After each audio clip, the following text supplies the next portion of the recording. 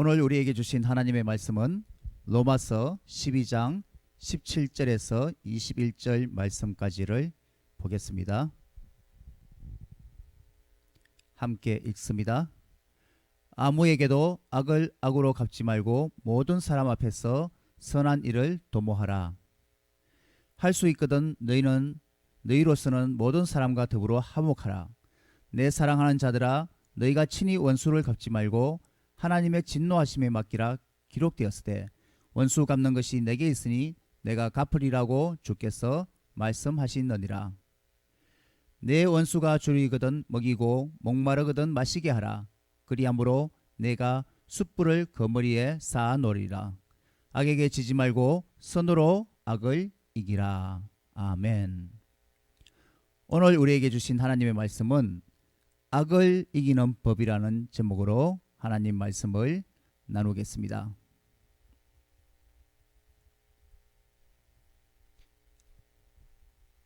세상 살다 보면 좋은 일도 많지만 악한 일을 당하기도 합니다.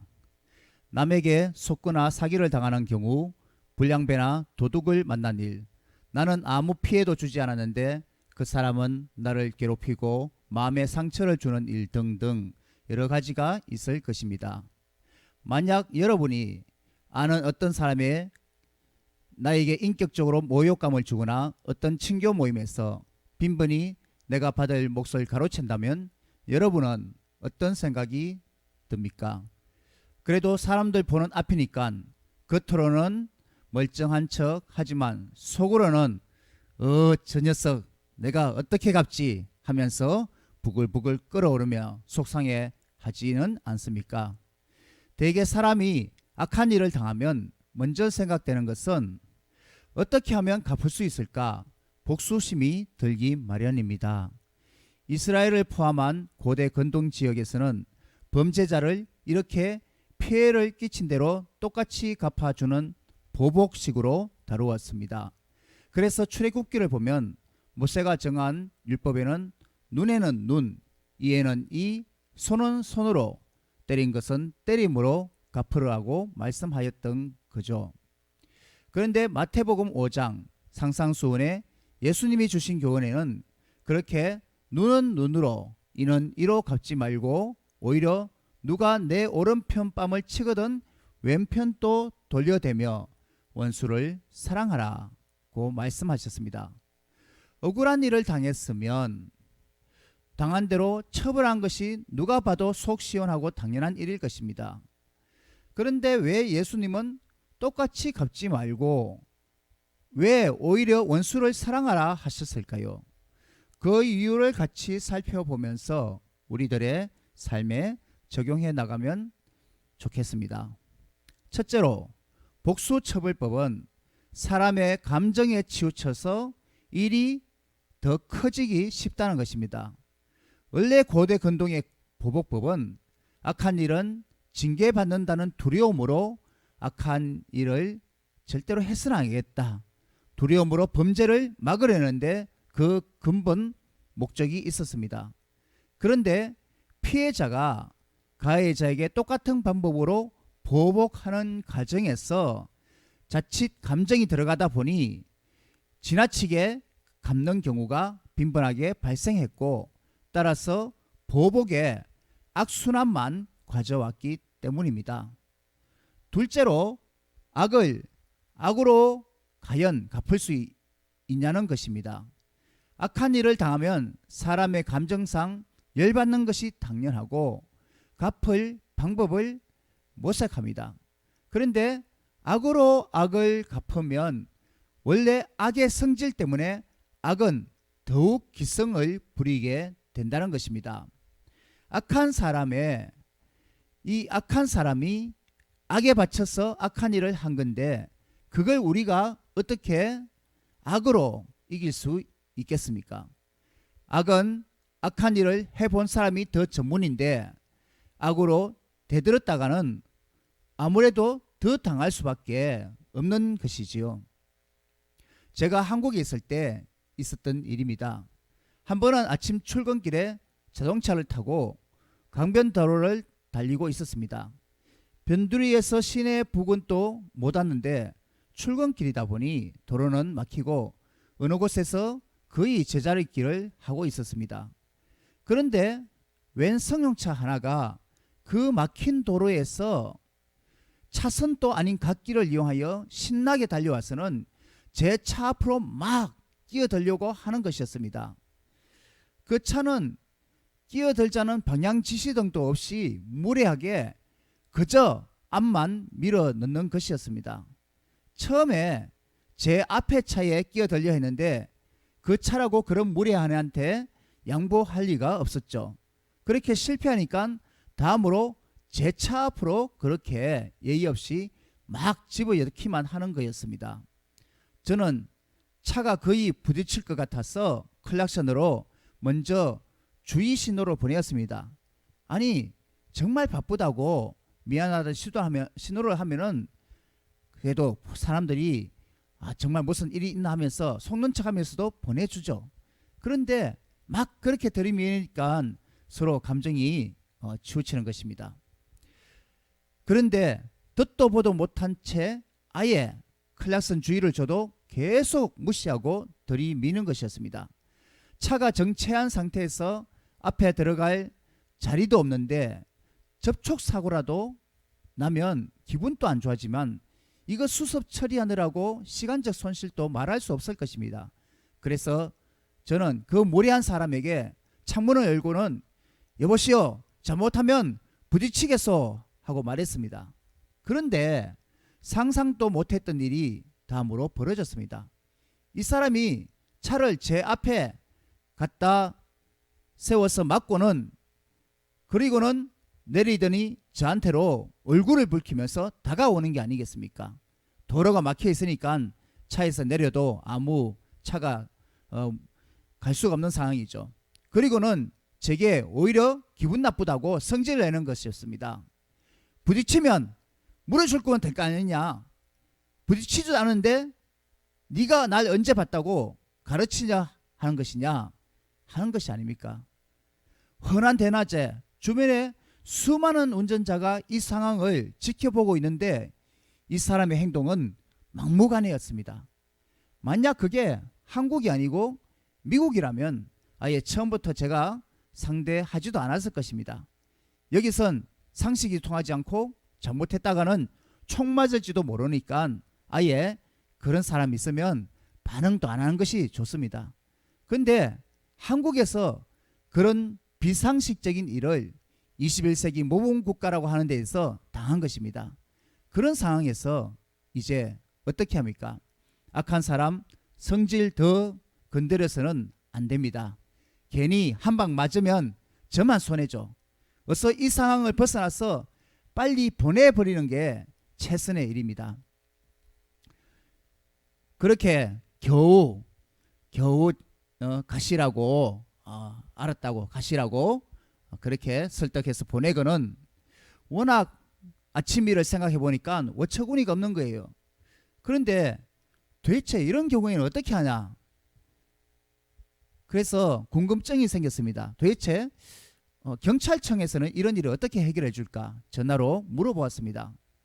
신고할 생각이 아니라 다음에는 어떻게 이렇게 해결하면 좋을지 그렇게 방법이라도 건전한 교통문화 정착을 위해서 알아보고 싶었습니다. 근데 전화한 결과 뜻밖의 대답을 들었습니다. 제가 들은 대답 그리고 그 결론은 그렇게 악한 사람은 법으로도 당장 못 다스린다는 것이었습니다. 법에서는 일단은 증거가 중요한데 신고를 해도 그 사람이 부인하면은 증거 자료가 없는 한 소용없다는 것이었습니다.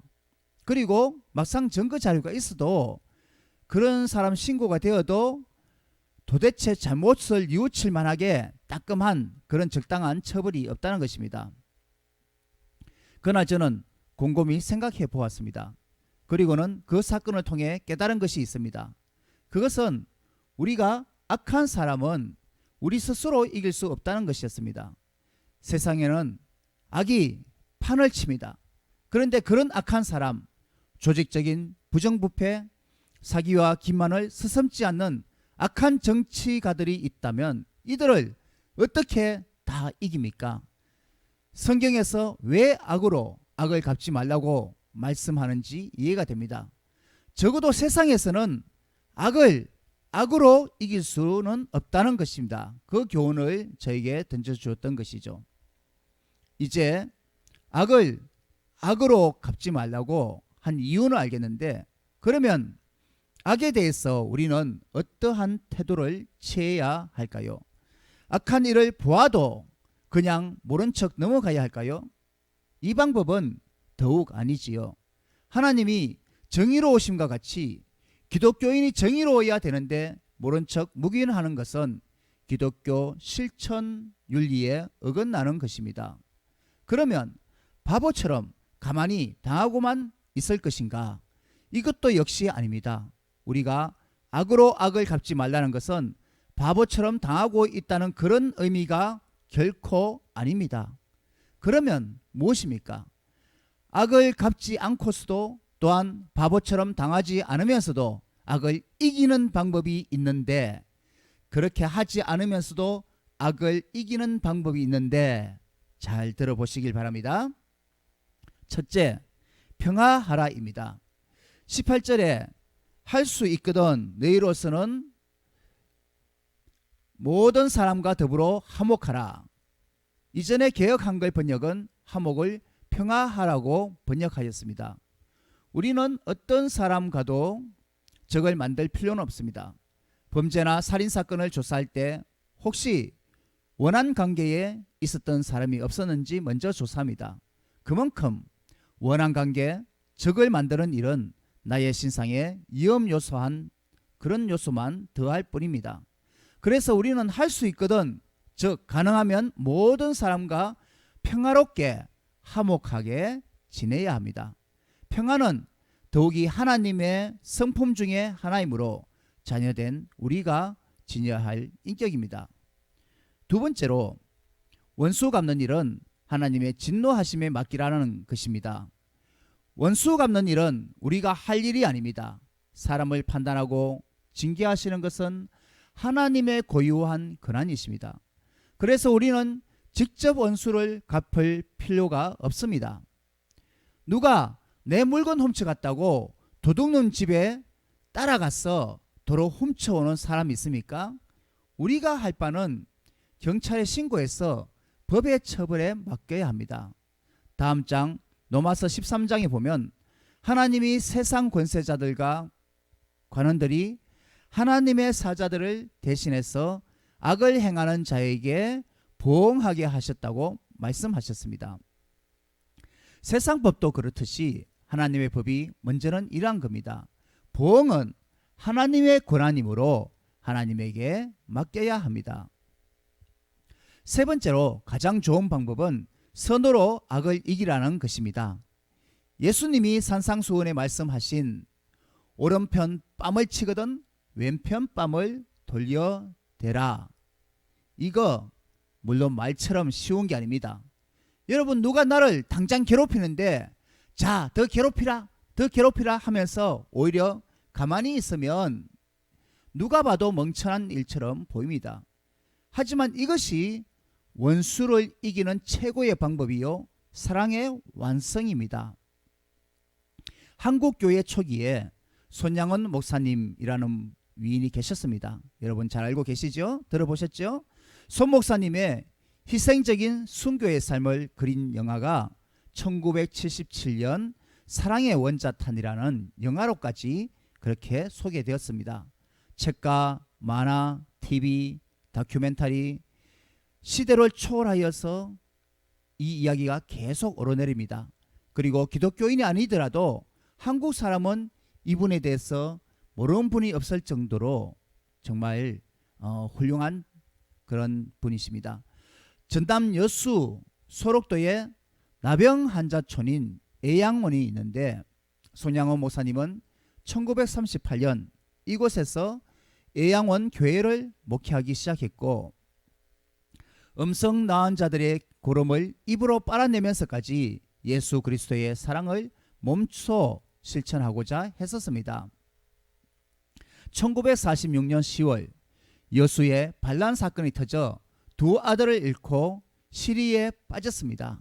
하지만 자기의 두 아들을 죽인 범죄자인 양재선 학생을 양자로 삼아 친자식 이상으로 보살피며 키워주었습니다. 아니, 보기만 해도 치가 떨릴 텐데 오히려 자기 아들을 죽인 이 사람을 평생 자식으로 삼아 길러줬습니다. 이 무렵 6.25 한국전쟁이 일어나서 소 목사님은 교인들을 대신하여 북한 공산당에 잡혀가고 결국은 총살형 순교를 당하셨습니다. 소 목사님의 삶은 그야말로 우리 주님의 사랑을 사랑의 원자탄이라는 가공할 만한 파워로 두 아들을 죽인 원수 같은 학생을 양자로 키워주었습니다. 병자들을 돌보며 우리 주님이 제자들을 끝까지 사랑하신 것처럼 공산군의 위협에도 교인들의 안전을 염려하면서 순교자의 피를 흘리신 놀라운 사랑의 실천이었습니다. 이런 방법들이 악한 사람들에게 숯불을 그 머리에 쌓아놓는 것이라고 본문 20절에서 표현합니다. 숯불을 그 머리에 쌓아놓으라. 이게 무슨 뜻일까요? 악한 행동을 했을 때 그 행동의 장본인은 상대방도 악하게 나오리라고 어느 정도 예상을 합니다. 그런데 기대했던 바와 달리 자기는 악으로 대했는데 상대방은 오히려 선으로 대하니 이것은 하나의 충격이 아닐 수 없습니다. 오른뺨을 쳤으니까 화를 낼 줄 알았는데 자, 왼편도 치세요. 이렇게 하니까 그 사람의 선한 모습에 자신의 양심이 오히려 뜨겁게 찔리는 것이지요. 이런 것을 보고 숯불을 머리 위에 쌓아놓는다. 양심이 부끄럽고 오히려 얼굴이 뜨겁다 표현을 한 것입니다. 사랑하는 성도님 여러분, 악한 일을 당했을 때 우리들의 행동 여부를 이 시간 다시 한번 생각해 보면 좋겠습니다. 예수님은 원수를 갚지 말고 오히려 나를 괴롭히고 핍박하는 자들 위하여 기도하라고 말씀하십니다. 자기에게 잘해주는 사람 잘해주고 자기 형제 자매에 위하는 것은 세상 사람들도 당연히 하는 일입니다.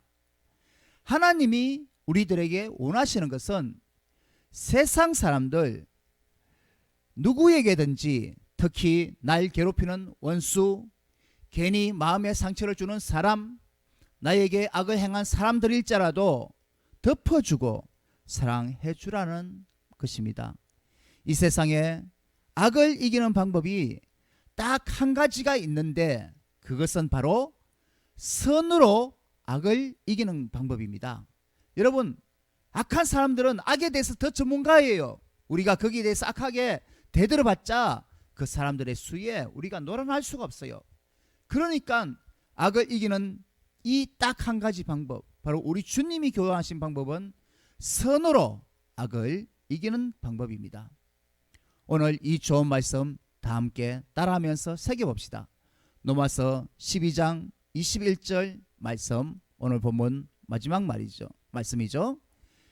악에게 지지 말고 선으로 악을 이기라. 따라합시다.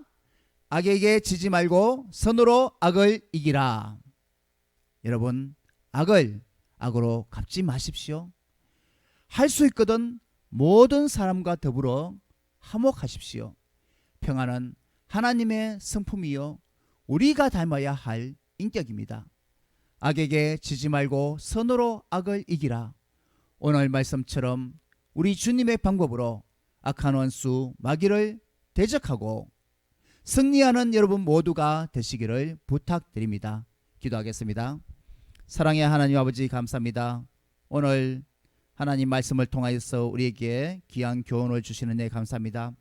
정말 이 세상 여러 가지 사람들의 모습, 인간상 정말 나는 그 사람들에게 잘해줬는데 상대는 오히려 나를 이용해 먹으려 하고 나를 배신하려 하고 또 서로 안 적도 없는 사람에게 정말 해코지 나쁜 짓을 하면서 그런 불의가 정의가 어디 가는지 모르고 불의가 판치는 세상이 되었습니다. 주님, 그럼에도 불구하고 우리들은 크리스찬의 양심을 가지고 주님이 원하시는 방법 바로 이 사랑을 실천할 수 있도록 하여 주시옵시고 남이 나에게 악하게 대해도 주님의 그 사랑을 가지고 주여 원수를 사랑하라는 주님의 말씀같이 악으로 대하지 말고 선으로 악을 이길 수 있는 그런 우리가 되게 하여 주시옵소서.